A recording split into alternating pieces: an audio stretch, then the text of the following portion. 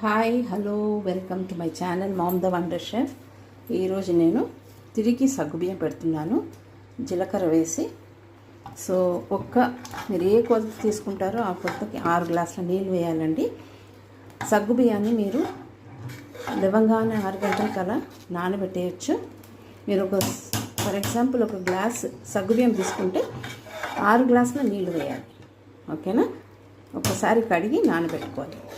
తర్వాత ఇలా బాగా ఇవన్నీ ముత్యాల్లా కావాలి. సగ్గుబియ్యం అంతా ముత్యాల్లాక ఇలా ఆ వైట్ అనేది వెళ్ళిపోవాలి. కొద్దిగా ఉడకాలి.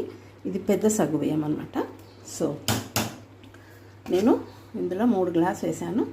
18 గ్లాసుల నీళ్ళు పోసాను. బాగా ఉడకబెట్టుకుంటున్నాను. ఇందులో మీరు జీలకర్ర వేసుకోవచ్చు. కొద్దిగా జీలకర్ర, ఉప్పు కొద్దిగా వేయాలి. ఎక్కువ వేస్తే మనం ఫ్రై చేసినాక చాలా ఉప్పుగా ఉంటుంది. సో ఉప్పు మాత్రం చూసి వేయండి. ఇక్కడ వేడి నీళ్ళు కూడా పెట్టుకున్నాను. ఇంకా ప్లాస్టిక్ షీట్ దానిపైన వేసే ముందు కొద్దిగా సగ్గుబియ్యాన్ని చల్లార్చిన తర్వాత వేయాలి, లేకుంటే ప్లాస్టిక్ షీట్కి అంటుకుంటుంది అనమాట.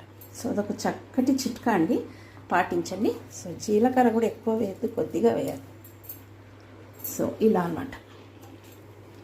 ఇది మీరు చిల్లీ ఫ్లేక్స్ వేసుకోవచ్చు, పచ్చిమిర్చి వేసుకోవచ్చు, టమాటా వేసుకోవచ్చు, ప్యూరే ఏదైనా వేసుకోవచ్చు. నేను సింపుల్గా పిల్లలకి ఇష్టంగా ఇది ఇలా వేసాను.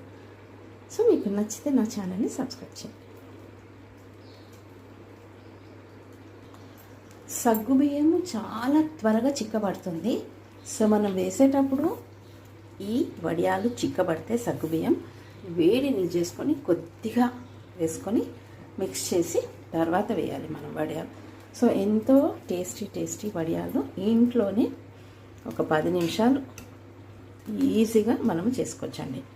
బయట షాప్స్లో కొంటే అవి ఏం బాగుండవు. ఎంతైనా ఇంటిదే అవునా?